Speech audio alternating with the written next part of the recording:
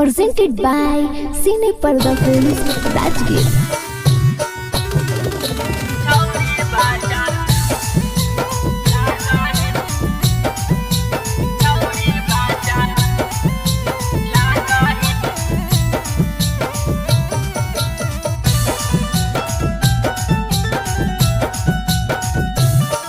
अगे सूट सलवार पहन ले रिश्ता जल्दी लगता हो।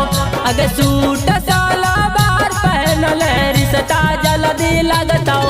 अगे छौड़ी बाचा लगा ही भाता जवान कर देता हो।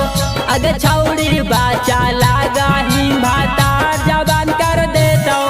खिलाई के विटामिन जवान कर ही देता हो। खिलाई के सियान कर ही देता हो। अगे छौड़ी बाचा लगा ही भाता जवान कर देता हो। अगे छौड़ी बाचा लगा ही भाता जवान कर देता हो।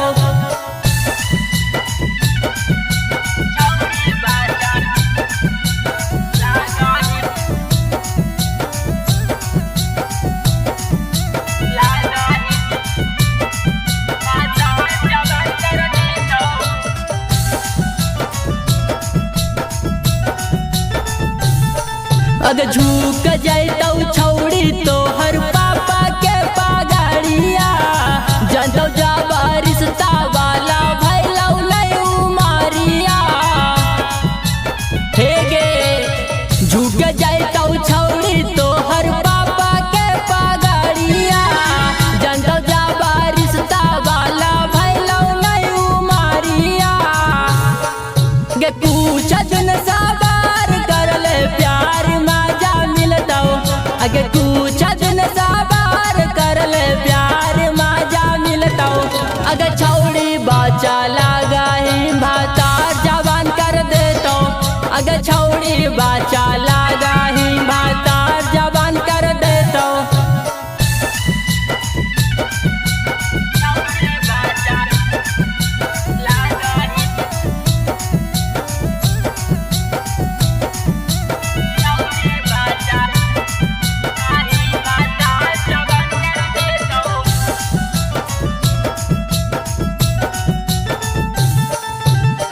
जाते बनावे में लगा है बड़ी दीनामा जानता जब गाँव टोला हो तो बदाना मामा।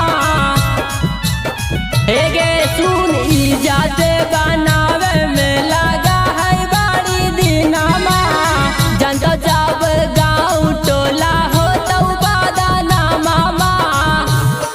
सुशांत राजा संजीव आशिक का हो रिश्ता जोड़ता हो। सुशांत राजा संजीव आशिक का हो रिश्ता जोड़ता हो। अगे छौड़ी बाचा लगा ही भाता जवान कर देता हो। अगे छौड़ी बाचा लगा ही भाता जवान कर देता हो। जवान कर देतोगे।